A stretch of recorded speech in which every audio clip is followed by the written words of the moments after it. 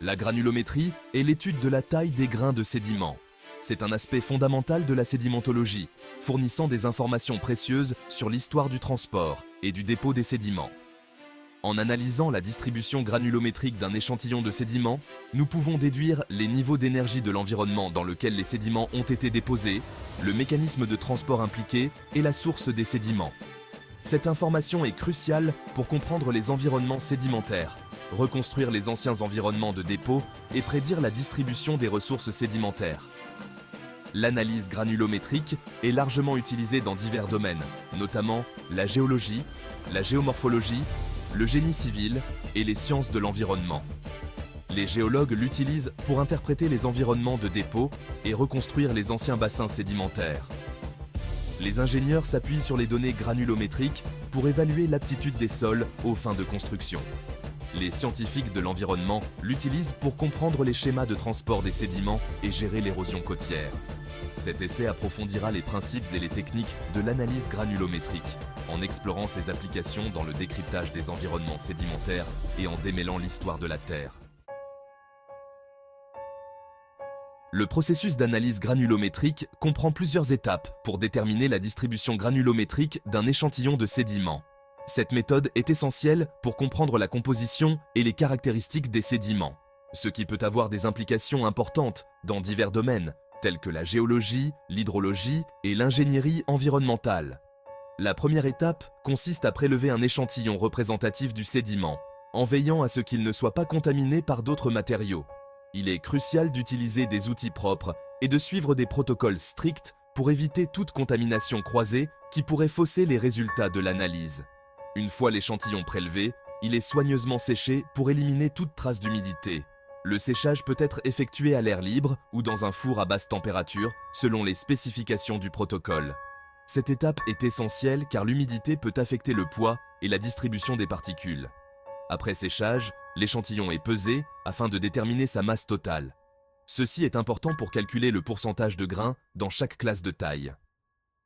La précision de la pesée est cruciale, et il est recommandé d'utiliser une balance analytique pour obtenir des mesures exactes. L'étape suivante consiste à tamiser le sédiment à travers une série de tamis dont les mailles sont de plus en plus fines. Le tamisage permet de séparer les particules en différentes classes de taille, ce qui est essentiel pour une analyse granulométrique précise.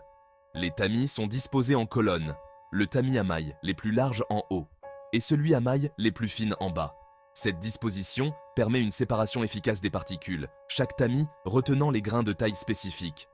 L'échantillon de sédiment est placé sur le tamis supérieur et l'ensemble est secoué vigoureusement pendant un temps déterminé, généralement à l'aide d'un agitateur mécanique. L'agitation doit être uniforme pour garantir que toutes les particules ont la même chance de passer à travers les tamis. Cela permet aux particules de sédiment de passer à travers les tamis, les grains les plus grossiers étant retenus sur les tamis supérieurs et les grains les plus fins passant à travers les tamis inférieurs. Cette séparation est essentielle pour obtenir une distribution granulométrique précise. Après agitation, chaque tamis est soigneusement retiré et la masse du sédiment retenu sur chaque tamis est pesée. Cette étape doit être réalisée avec précision pour garantir que les données obtenues sont fiables et reproductibles. Ces données sont ensuite utilisées pour calculer le pourcentage du poids total de l'échantillon représenté par chaque classe de taille. Les résultats de cette analyse peuvent fournir des informations précieuses sur les processus de formation et de transport des sédiments, ainsi que sur leur potentiel d'utilisation dans divers contextes industriels et environnementaux. Une fois la masse de sédiments retenue sur chaque tamis déterminée, nous pouvons calculer le pourcentage du poids total de l'échantillon que chaque classe de taille représente. Cela nous permet de comprendre la répartition des différentes tailles de grains dans notre échantillon de sédiments. Chaque tamis retient une certaine quantité de sédiments, et cette quantité est cruciale pour nos calculs. C'est ce qu'on appelle le refus pour chaque tamis. Le refus est une mesure importante car il nous indique la proportion de sédiments qui ne passent pas à travers un tamis donné. En d'autres termes, il nous montre combien de sédiments est trop gros pour passer à travers les mailles du tamis. Le refus se calcule en divisant la masse de sédiments retenue sur un tamis particulier par la masse totale de l'échantillon et en multipliant par 100. Par exemple, si nous avons un échantillon total de 100 grammes et que 10 grammes sont retenus sur un tamis spécifique, le refus pour ce tamis serait de 10%. Ce calcul est essentiel pour déterminer la distribution granulométrique de notre échantillon. Le refus cumulé est le pourcentage du poids total de l'échantillon, qui est retenu sur un tamis particulier et sur tous les tamis situés au-dessus de celui-ci. Cela signifie que nous additionnons les refus de chaque tamis pour obtenir une vue d'ensemble de la quantité de sédiments retenus à différentes tailles de mailles. Il se calcule en additionnant le refus d'un tamis particulier au refus de tous les tamis situés au-dessus de celui-ci. Par exemple, si un tamis retient 10% du sédiment et le tamis au-dessus retient 20%, le refus cumulé pour le tamis inférieur serait de 30%. Ce processus nous aide à comprendre comment les différentes tailles de grains sont réparties dans l'échantillon. Par exemple, si le refus pour le tamis ayant une taille de maille de 2 mm est de 10%, cela signifie que 10% du poids total de l'échantillon est constitué de grains de sédiments qui ne peuvent pas passer à travers les mailles de 2 mm. Et que le refus pour le tamis ayant une taille de maille d'1 mm est de 20%, cela indique que 20% du poids total de l'échantillon est constitué de grains de sédiments plus gros qu'1 mm. Alors, le refus cumulé pour le tamis d'1 mm serait de 30%, 10% plus 20%. Cela signifie que 30% du poids total de l'échantillon est constitué de grains de sédiments plus gros qu'1 mm. Le refus cumulé est une mesure utile, car elle nous donne une idée de la distribution granulométrique globale de l'échantillon. En analysant les refus cumulés, nous pouvons déterminer quelles tailles de grains sont les plus représentées dans notre échantillon. Un refus cumulé élevé à une taille de tamis particulière indique qu'une grande partie de l'échantillon est plus grossière que cette taille. Cela peut être important pour des applications où la taille des grains influence les propriétés du matériau, comme dans la construction ou la fabrication de filtres. Inversement, un refus cumulé faible à une taille de tamis particulière indique que la majeure partie de l'échantillon est plus fine que cette taille. Cela peut être crucial pour des processus où des grains plus fins sont nécessaires, comme dans la production de certains types de ciment ou de peinture. Après avoir obtenu les données granulométriques, il est essentiel de les présenter de manière claire et informative. Des méthodes de représentation graphique sont couramment utilisées pour visualiser la distribution granulométrique d'un échantillon de sédiments. Trois principaux types de graphiques sont utilisés: les histogrammes, les courbes de fréquence et les courbes cumulatives. Les histogrammes sont des graphiques à barres qui montrent le poids ou le pourcentage de sédiments dans chaque classe de taille. L'axe des abscisses représente la taille des grains, généralement sur une échelle logarithmique, tandis que l'axe des ordonnées représente le poids ou le pourcentage. Les histogrammes fournissent une représentation visuelle rapide de la taille de grain dominante et du triage global de l'échantillon. Les courbes de fréquence sont tracées en reliant les milieux des barres d'un histogramme par une courbe lisse.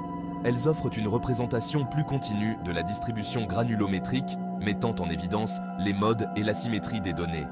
La forme de la courbe de fréquence peut révéler des informations sur les processus de transport et de dépôt. Les courbes cumulatives sont créées en traçant le refus cumulé en fonction de la taille de grain correspondante sur un papier graphique semi-logarithmique.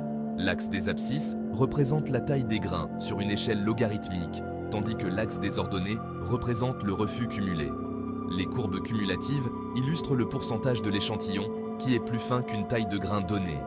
Elles sont particulièrement utiles pour comparer différents échantillons et déterminer des paramètres statistiques. Ces représentations graphiques fournissent des informations précieuses sur les caractéristiques granulométriques des sédiments, ce qui facilite l'interprétation des environnements de dépôt et des mécanismes de transport des sédiments. En plus des trois principaux types de graphiques mentionnés, il existe d'autres méthodes de visualisation qui peuvent être utilisées pour des analyses granulométriques plus détaillées.